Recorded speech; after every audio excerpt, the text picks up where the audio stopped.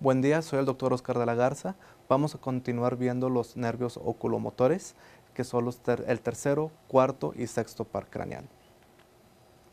Como, como han de recordar, los músculos extrínsecos del ojo van a estar encargados de realizar los diferentes movimientos oculares. Entonces, tanto movimientos de elevación, de presión, de movimiento interno, movimiento externo y de rotación. Estos músculos extrínsecos que se van a encargar de estos movimientos van a tener un origen en común en el anillo tendinoso de Sinn y van a ser principalmente los músculos rectos del ojo, el recto superior, recto inferior, recto medial y el recto lateral.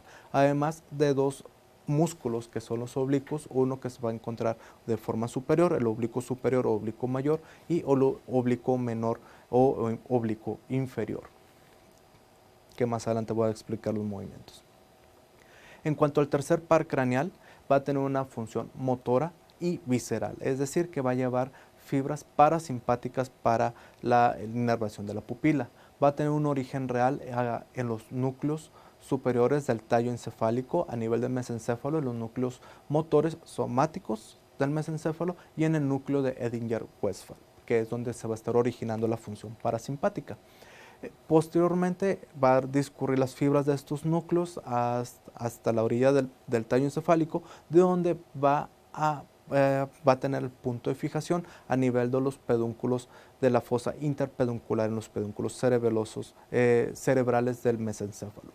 El nervio del tercer par craneal de aquí va a avanzar de forma anterior, pasando entre la arteria cerebrosa superior y la arteria cerebral posterior, hasta discurrir en la fosa. Entonces, las fibras del oculomotores que se originan de los núcleos del mesencéfalo van a discurrir por delante hasta llegar a la orilla del tallo encefálico a nivel de la cisterna interpeduncular, y que es donde va a originarse su punto de fijación, en los pedúnculos cerebrales del mesencéfalo. Va a discurrir de forma anterior, pasando entre la arteria cerebrosa superior y la arteria cerebral posterior, que es un lugar también muy importante anatómico para lesiones del tercer par craneal que pueden estar asociadas a aneurismas cerebrales. Va a continuar su trayecto de forma anterior, pasando de forma cercana con la arteria carótida interna y hasta dividirse en dos ramas, una superior y una inferior, que es por donde van a estar llevando las fibras parasimpáticas. El cuarto nervio craneal o troclear patético se va a originar en la parte del mesencéfalo de forma periacueductal en el núcleo del patético y se va a dirigir de forma posterior, decusándose para salir en la parte posterior del tallo encefálico, en la parte inferior de los tubérculos cuadrigéminos inferiores. Va a ser el único par craneal que va a tener su punto de fijación en la parte posterior del tallo encefálico, y posteriormente se va a discurrir de forma anterior hasta llegar a la órbita e inervar el músculo oblicuo mayor del ojo contralateral. El sexto par craneal o el motor ocular externo o el abducens va a ser otro nervio con función puramente motora y se va a originar del núcleo del abducens, que este se va a encontrar en puente o en la protuberancia. Va a tener una relación muy cercana también con el nervio facial, ¿sí? Pero eso será para otra clase. Y se va a dirigir de forma anterior para salir a nivel del surco bulbo protuberencial en la línea media de este surco. Para la exploración ocular tenemos que estar revisando principalmente y de un inicio una inspección general de todos los anexos oculares, de la forma del ojo y del globo ocular. Tenemos que estar revisando la alineación del globo ocular con respecto al contralateral y con respecto a la órbita, ver la posición del párpado, todas las anormalidades relacionadas con el globo ocular y con la parte externa del ojo y los diferentes anexos. Cuanto a los párpados, va a ser muy importante estar revisando el tamaño de las fisuras palpebrales, que generalmente va a ser entre unos 9 o 11 milímetros, el tamaño de estas fisuras, y va a ser muy importante también estar estudiando cómo se encuentran los párpados con respecto al iris. Entonces, el párpado superior va a cruzar el iris entre el limbo y la pupila, va a tener aproximadamente 1 o 2 milímetros cruzando el iris, y el párpado inferior va a estar tocando el iris, el limbo, de forma muy leve. Esto también va a depender mucho entre las razas de las personas. Tenemos que ver, además de todo esto, la simetría del párpado, si tiene una posición caída, una ptosis palpebral, o si una posición retraída, si tenemos ya un exoftalmos como tal. En cuanto a la ptosis, es la caída del párpado, y esta va a cruzar el margen superior de la pupila y la va a cubrir. Podemos ver a pacientes que estén intentando mantener el ojo abierto, van a estar formando arrugas en la frente para mantenerlo abierto, y esta ptosis puede ser unilateral, bilateral, parcial o completa. Estas características nos van a orientar un poco para poder sospechar diferentes patologías.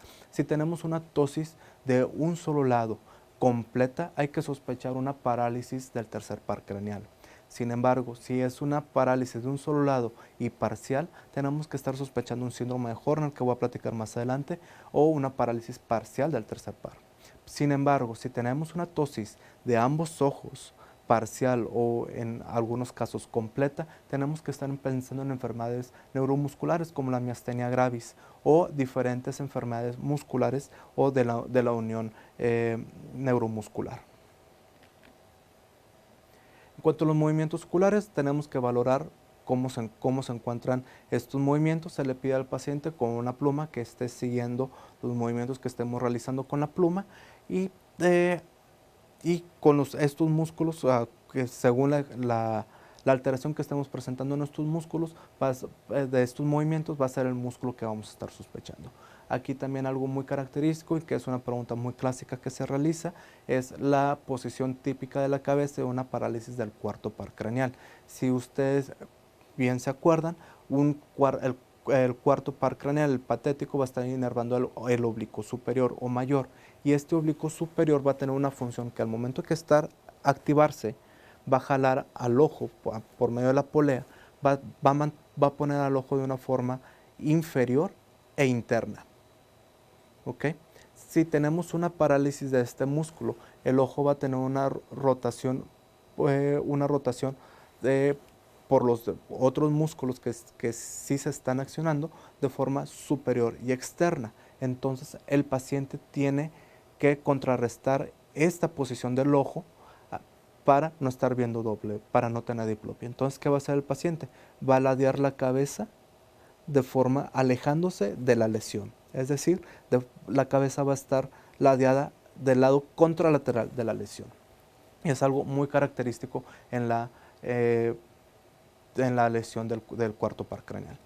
Ahora, para la evaluación de la pupila, el tamaño va a depender de diferentes cosas, tanto de la inervación del sistema nervioso autónomo simpático o parasimpático, de la intensidad de la iluminación del ambiente, o del punto de enfoque que estemos haciendo en ese momento. Generalmente va a tener un tamaño entre 2 a 6 milímetros de diámetro. Esto también va a estar dependiendo un poco en cuanto a la edad de los pacientes.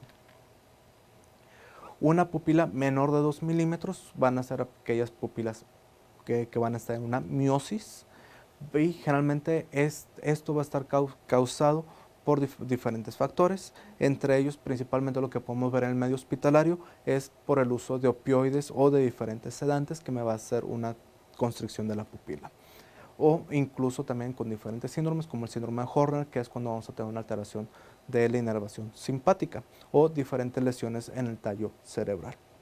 Y puede existir también una miosis irritativa, que esto va a ser un espasmo de los músculos constrictores de la pupila por un traumatismo ocular o por cuerpos extraños.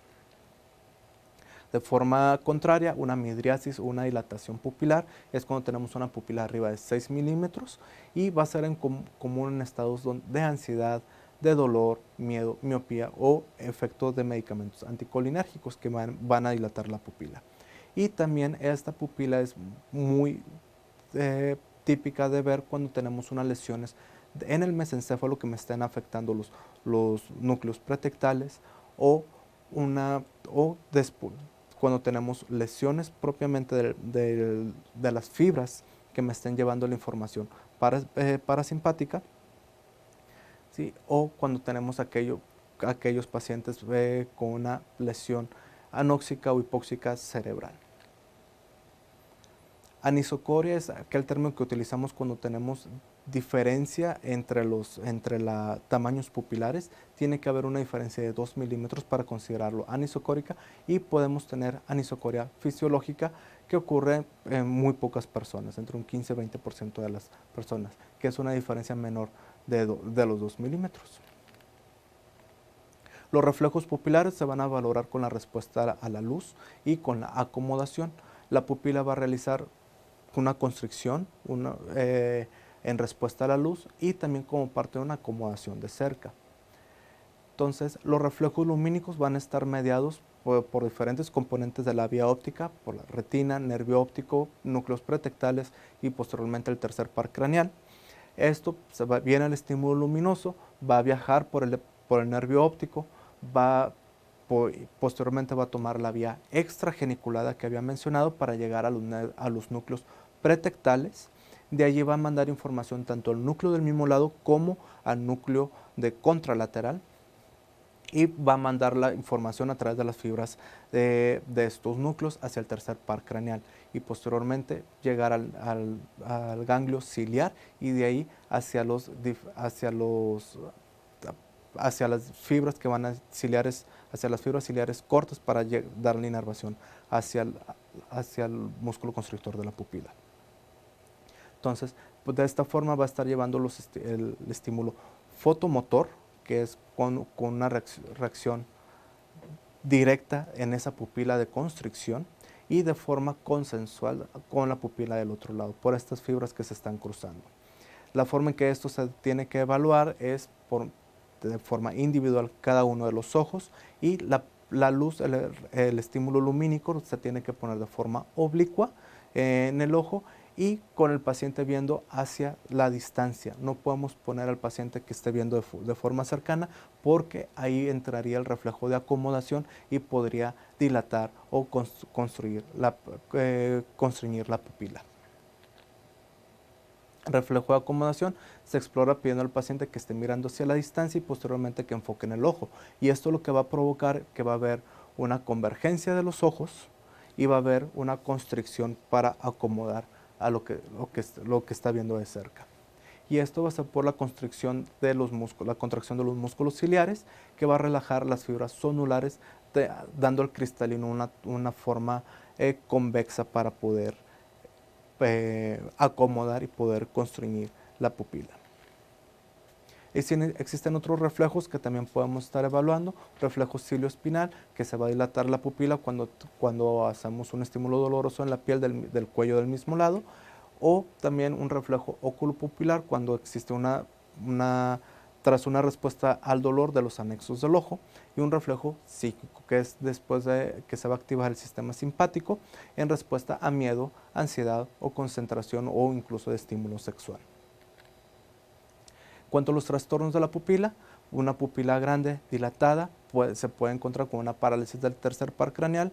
No van a responder ni a la luz ni a la acomodación porque no va a estar recibiendo la información de los núcleos pretectales y podemos encontrar también una ptosis completa del palpebral de ese lado.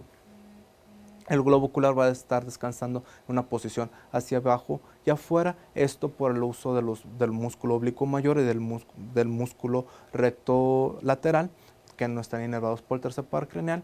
Y si tenemos una afección de las fibras simpáticas, la pupila la podemos encontrar en una posición media, pero no va a ser posible dilatarla y no vamos a tener una respuesta a la luz. También pupila dilatada, lo podemos encontrar una pupila tónica de Addy. Generalmente es una mujer joven, va a ser una pupila dilatada de un solo ojo, que va a ser de forma súbita, y en esto va a parecer que no vamos a tener una respuesta a la luz. Sin embargo, con una iluminación prolongada puede existir una constricción lenta de la pupila, o sea, cuando tenemos un aumento del tono, ¿sí? Entonces va a existir una constricción lenta y paulatinamente vamos a tener igual un regreso lento hacia el estado basal. Sin embargo, lo característico también con esto es que vamos a tener una acomodación preservada en esta pupila. También otra que reconocemos es la pupila de Hutchinson. Esta es un signo clínico muy importante con lesiones que van a tener un efecto de masa o cuando tenemos una herniación cerebral. Esto va a ser por una compresión al tercer par craneal o por lesión de las fibras que van saliendo de los núcleos pretectales. Esto, como lo estamos viendo, por diferentes síndromes de herniación que podemos tener. ¿Okay? Es algo muy importante también en la situación intrahospitalaria. Por el contrario, pupilas contraídas, vamos a tener un síndrome de Horner, que es cuando vamos a tener una alteración del sistema nervioso simpático que inerva la pupila. Si se recuerdan, el sistema nervioso simpático se va a originar de la cadena cervical, va a subir por la carótida interna para llegar hacia los ganglios ciliares largos para dar la inervación simpática, que esto me va a ayudar para dilatar la pupila. Vamos a tener, momento que tenemos una lesión simpática, va a ser imposible dilatar la pupila, vamos a tener pupilas pequeñas y va a estar acompañado además por una ptosis palpebral, que estas fibras me van a estar inervando al músculo de Müller, que se encuentra de forma posterior al párpado, y vamos a tener también anhidrosis, o sea, va a haber una falta de sudoración. Entonces, como estaba mencionando, va a ser una dificultad para dilatar la pupila, especialmente en la oscuridad, y va a tener una respuesta muy lenta. Generalmente las causas va a ser cualquier causa que me está alterando el recorrido de las fibras simpáticas de la cadena cervical superior hacia la pupila, ya sea lesiones en el tallo, en la cefalea en racimos, trombosis o disección de la carótida interna, enfermedades del seno cavernoso, tumores pulmonares apicales de forma muy típica que reconocemos, y traumatismos en el cuello. Además también, por último, la pupila de Argyll-Robertson, que son pupilas pequeñas de entre 1 o 2 milímetros, va a tener un contorno irregular y son pupilas contraídas de forma bilateral, pero con diferentes tamaños entre sí, de forma simétrica. Entonces vamos a tener una respuesta ausente a la luz, pero vamos a tener una acomodación intacta. Y este es un hallazgo muy típico en aquellos pacientes con neurosífilis, que ya no se ve tan seguido. Y esto es, generalmente la lesión va a ser una lesión en los núcleos periacuductales y en el área pretectal de los núcleos encargados de llevar esta información. Y eso sería todo. Sé que existen mucho más síndromes, sin embargo, esto es lo principal que queremos transmitirle a ustedes, que aprendan y que lo tengan bien grabado para cuestiones de examen y para cuestión de la práctica general de la medicina. Igual cualquier duda estoy a su disposición. Nos encontramos en el área de neurología en el segundo piso y bueno, con todo gusto nos seguiremos viendo en el hospital. Que tengan buen día.